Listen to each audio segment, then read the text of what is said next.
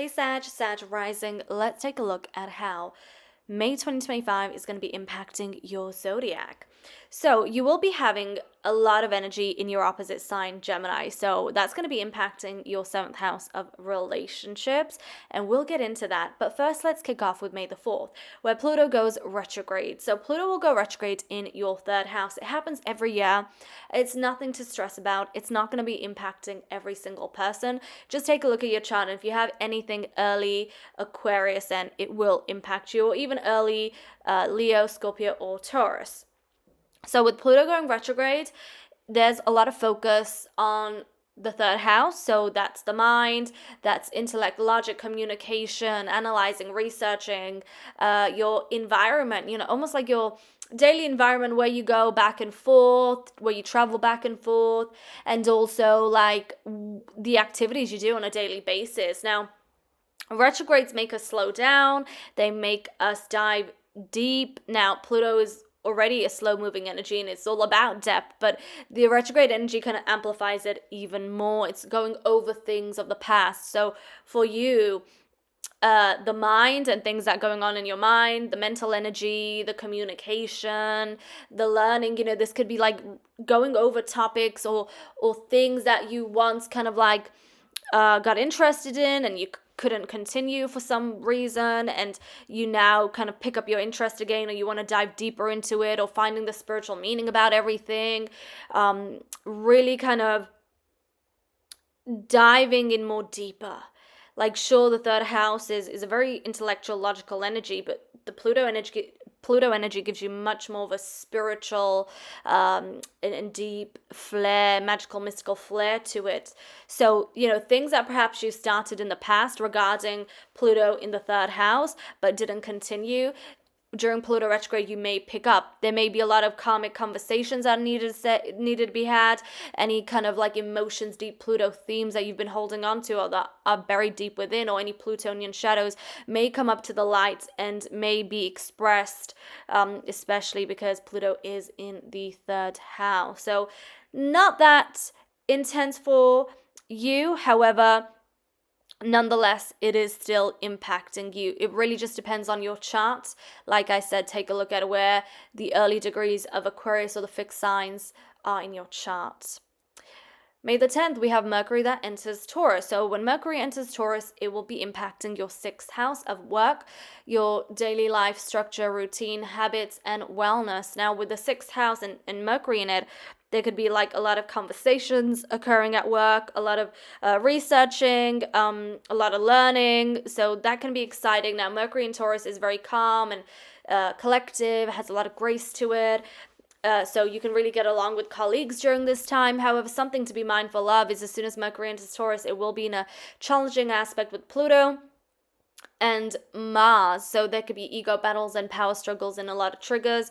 So just be mindful of that, especially regarding like the things you say, because Pluto is in the third house and Mars is in Leo. So it's already very like defensive. And then Mercury being in the sixth house. So that could be with like colleagues. Just be mindful of that. If you find yourself getting triggered, get into the Pluto transformation mode where, you can come into some realization so that you can move energy so that it doesn't get the best of you. Moving on. May the 12th, we have a full moon in Scorpio. This is an intense full moon because, of course, it's in Scorpio. So the moon will be in your 12th house and the sun and Uranus will be in your 6th house. This full moon is opposing not just the sun, but Uranus as well. So it can bring a lot of change, a lot of unpredictability, things you weren't expecting. It's a very highly emotional time and there are going to be very strong emotions flying up and down, and things at home can also change and shift because we're looking at the moon. We're looking at the moon in the 12th house, so this is a lot of things coming up from the past karma. I mean, you can get more esoteric with it and get into past lives.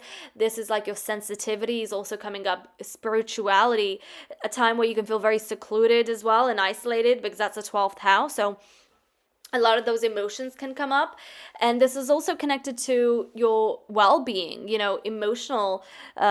Emotions can impact mind, body, soul, and spirit, so that can be affected as well during this time. These are all things to be very aware and conscious of.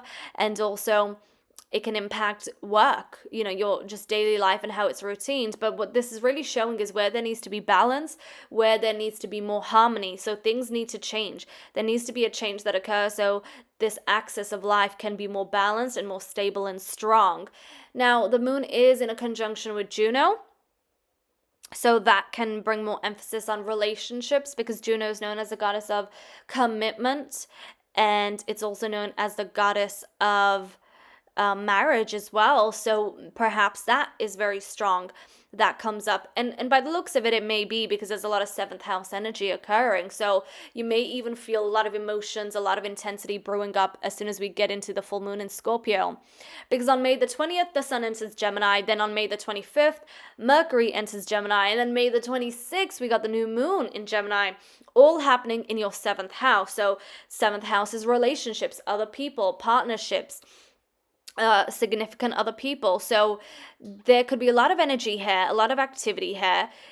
Well, the new moon is a positive new moon. It is a very light-hearted energy. So this could be something in your relationship manifests, or something changes or shifts in a positive manner. This could be a beginning of a new relationship.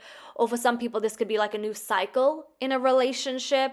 A new cycle in a relationship, depending on what else is going on in your chart. Even though this is a very positive, light-hearted new moon, there is some strong energy behind it, and that's Saturn. Now, on May the 24th, Saturn changes signs. It moves into Aries. So out of your fourth house into your fifth house in the sign of Aries. The fifth house is the inner child, childlike energy, where you find happiness, where you find joy, leisure, pleasure, creativity, self-expression. It can also rule over relationships. So with Saturn here, we're reminded of our restrictions, our limitations. There could be kind of like a block, or you may feel not like your normal self, having fun, out on adventures. You may feel a little more, I guess there's perhaps so much coming into your awareness and so many realizations where you have to take a lot of accountability, and there's loads of responsibilities where there's not enough room to play around and have fun like you would usually do so. Now, the thing with Saturn being in an Aries is a freedom-oriented energy. It wants to be on its own. It wants to be in its own pace, and it wants to move around according to its own instincts and intuition. It doesn't like control. It doesn't like anything caging it. Whereas Saturn in Aries kind of like restricts the freedom. It kind of restricts the wildfire energy, the free-spiritedness. So there can be some frustrations there. You can be really reminded of where you're limited. But what it's really doing is kind of like reminding you of your duties as well. The fifth house is where you have a lot of fun, and you can, with Neptune here, this could show escapism. This could show where you escape from the reality of life. This could show, where you romanticize things, where you look at everything from rose-tinted glasses. And when we have this new moon in Gemini, and Saturn and Neptune will be in a conjunction, a lot of these illusions will dissolve. There'll be a lot of layers peeling off, and a lot of rose-tinted glasses shattering, where you're left with just the truth. And sometimes the truth can be difficult to comprehend, but nonetheless it's required with Saturn in order to become the most wise version of self, in order to become the most mature version of self. So although there's a lot of positivity with this new moon in Gemini, there is a lot of strong Saturnian energy, okay? The Saturn energy can also impact relationships, because the fifth house also rules relationship, and Venus is also going to be in Aries. So Sag rising, take care this month. A lot of Gemini energy, a lot of relationship energy, and I hope it all works out in your favor, and I'll speak with you soon.